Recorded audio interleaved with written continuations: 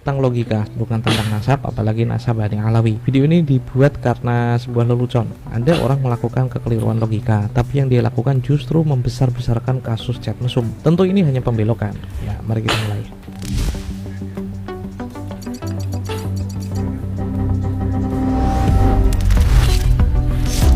Mana kiai-kiai mempertanyakan apa maksud pernyataan saya yang menyebut istilah monyet itu. Saya perlu klarifikasi bahwa satu, dalam pikiran saya ketika mengetahui bahwa siapa itu ketuanya ya guys, yang sudah diusulkan sebagai pahlawan nasional namun selalu ditunda karena tidak adanya data dan dokumen tertulis perjuangan fisik guru tua, kemudian status kewarganegaraan yang bersangkutan juga tidak memenuhi syarat. Kemudian saya membaca berita bahwa Menteri Sosial Gus Ipul menyatakan bahwa semangat pengangkatan pahlawan nasional kali ini adalah mikul dhuwur mendem jero. Saya curiga bahwa walaupun tidak memenuhi syarat akan tetap diangkat sebagai pahlawan nasional.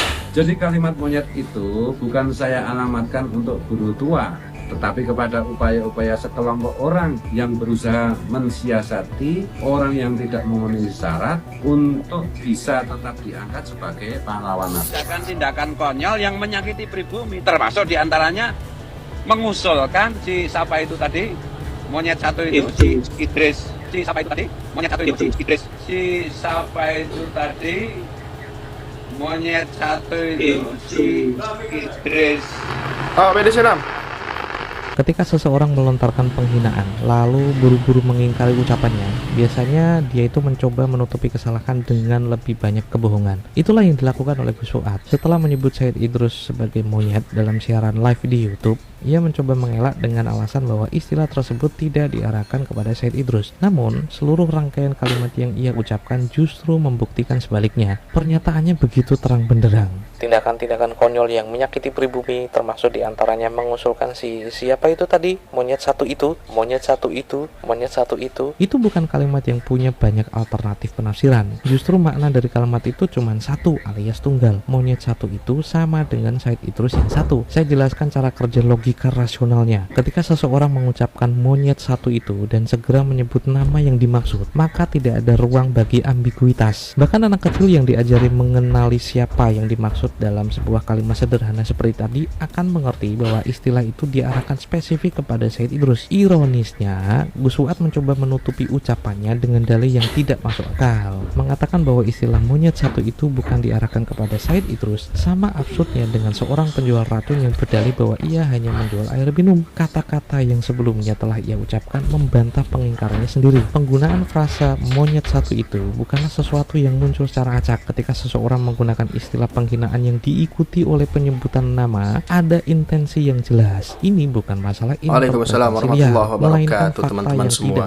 Ya, tentunya para mukimat ini akan terus membuat video-video fitnah terhadap EPI dan juga lain-lainnya, teman-teman semua. Ya, seperti itulah tugas mereka. Mereka kalau nggak mau minta maaf, ya mereka justru memperlihatkan ya seperti itulah teman-teman tugas dari PWI ya teman-teman semua. Pengingkarannya bukan sekadar ya Allah, nauzubillah min zalik.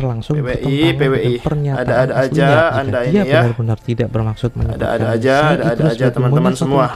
Mengapa nama Said Idrus yang mari kita lihat video selanjutnya teman-teman semua ya kan. Setelah penghinaan tersebut mencoba menghindari kesalahan dengan menyangkalnya tanpa memberikan penjelasan yang jelas, sama saja dengan menggali lubang yang lebih dalam. Semakin Gus Fuad mencoba mengelak, semakin terlihat bahwa ia tidak memiliki argumen yang sahih, mengatakan bahwa istilah tersebut bukan untuk Said Idrus tanpa menjelaskan apa sebenarnya yang dimaksud adalah tindakan yang lebih mirip dengan seorang penipu yang kehabisan akal. Pernyataannya kawan-kawan bukan hanya menunjukkan ketidakkonsistenan, tapi juga memperlihatkan kesalahan berpikir paling dasar. Ketika seseorang mengaitkan suatu penghinaan dengan nama tertentu, lalu mengingkarinya tanpa memberikan alasan yang logis, itu sama saja dengan mengabaikan kesehatan akal yang melihat bukti sebaliknya. Yang lebih parah itu begini, Gus Fuad seakan-akan berpikir bahwa dengan mengingkari ucapannya, publik akan segera melupakan apa yang telah ia katakan. Padahal justru kebohongan itu semakin menguatkan fakta bahwa ia telah melakukan penghinaan. Ketika logika mulai diterapkan kawan-kawan, pengingkaran Gus Fuad itu justru semakin mempermalukannya. Kembali kepada istilah monyet satu itu adalah sebuah identifikasi spesifik. Ini bukan istilah yang dapat dipelintir menjadi sesuatu yang lain. Jika ia benar-benar bermaksud menyebutkan hal lain, ia perlu memberikan penjelasan yang jelas dan terukur. Tapi kenyataannya, nama satu-satunya yang disebut setelah monyet satu itu cuma satu, yaitu Said Idrus bin Salim seorang. Jadi pernyataan yang dia buat bukan hanya tidak konsisten, tapi juga gagal mengakomodasi kenyataan bahwa seluruh ucapannya itu sudah direkam. Bahkan dalam uji yang paling sederhana sekalipun, pengingkarannya itu gagal untuk dibenarkan. Jika seseorang menyatakan bahwa ia telah mengucapkan sesuatu yang telah direkam dengan jelas, maka ia bukan hanya berbohong, tapi juga mereka nuduh Habib Ba'alawi mendawir ya. Penarikan ucapannya yang gegabah ini memperlihatkan bahwa Gus Fuad itu tidak memiliki argumen yang kuat. Pengingkarannya kawan-kawan bukanlah klarifikasi, tapi justru merupakan usaha pengecut untuk menghindari tanggung jawab. Pernyataannya tidak mungkin diselamatkan dengan dalih yang lemah. Karena begini, jika seseorang benar-benar meyakini ucapannya, ia akan mampu memberikan penjelasan yang masuk akal. Tapi Gus Fuad melakukan sebaliknya. Ia mencoba mengaburkan kenyataan dengan dalih yang rapuh. Pengingkarannya itu bukan hanya gagal memberikan klarifikasi, tapi juga memperlihatkan bahwa ia tidak mengerti bagaimana argumen itu dapat dipertanggungjawabkan. Pada akhirnya Gus Fuad tidak hanya mempermalukan dirinya sendiri dengan pengingkaran yang tidak masuk akal, tapi juga menunjukkan bahwa ia tidak mampu menghadapi konsekuensi dari perkataan yang ia buat. Pengingkarannya bukanlah bukti bahwa ia benar,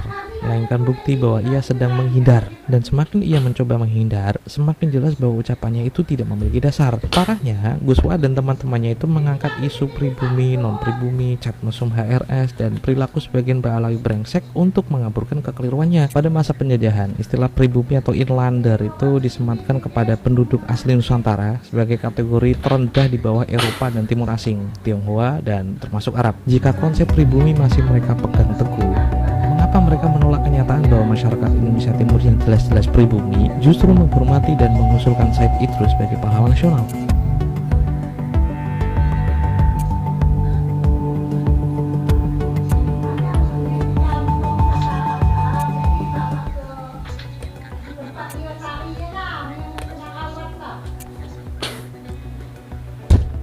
Aduh. Lebih aneh lagi, ada organisasi yang mengatasnamakan Wali Songo justru tidak bermasalah dengan pernyataan Gus Fuad. Kami bersama Gus Fuad Plaret jaga Undang-Undang Dasar 1945 Pancasila dari rongrongan sisa-sisa antek penjajah Belanda dan dari rongrongan kepentingan Barat dan Yahudi. Wali Songo mana yang mengajari dukungan kepada statement konyol yang tidak bisa dibenarkan sama sekali, pakai acara bunuh-bunuhan segala. Kalau ada perang macam-macam, kalau terpaksa bunuh-bunuhan antara pribumi dengan Habib, itu saya pesan juga untuk teman-teman pribumi, jangan bunuh Muhyiddin karena Muhyiddin itu sama pribumi. Kalau terpaksa bunuh-bunuhan, perang-perangan sudahnya begitu, yang dibunuh itu Habibnya aja. Pribumi jangan dibunuh, tapi dipukul saja sampai pingsan, terus ikut diradikalisasi. Aduh, kocak.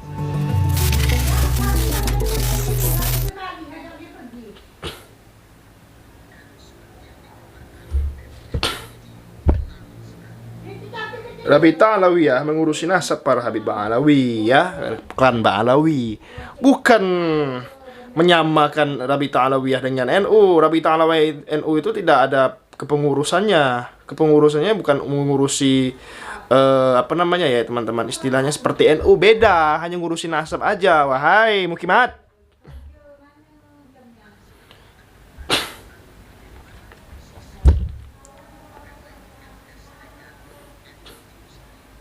Oke.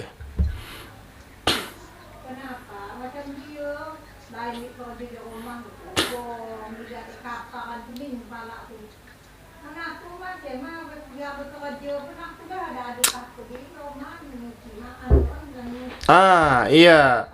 Muhammadiyah sama NU ya kurang lebih sama. Ya, seperti itu. Kalau Rabita Alawiyah disamakan dengan NU, aduh, beda jauh lah. Rabita Alawiyah mencatat nasab. PWLS apa tugasnya? Nyatet nasab Wali Songo. Aduh. Gua malas nontonnya teman-teman semua ya. Ini para mukimat. Malas gua. Ya, gua akhiri video kali ini. Jangan lupa subscribe MPH Channel. Terima kasih. Assalamualaikum.